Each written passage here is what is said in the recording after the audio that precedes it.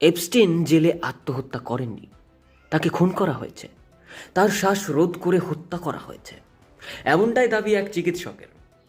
Sex offender Jeffrey Epstein, যার কুকর্মের বিভিন্ন file ইন্টারনেটে হু হু করে ছড়াচ্ছে, সেই ব্যক্তি 2019 সালে নিউ ইয়র্কের একটি জেলে গলায় ফাঁস লাগিয়ে আত্মহত্যা করেছিলেন।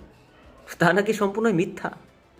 অ্যাকচুয়ালি তার শ্বাস রোধ করে হত্যা করা হয়েছিল, এমনটাই দাবি করছেন ডক্টর মাইকেল ব্যাডেন। আর এইসব তিনি এমনি এমনি বলছেন না।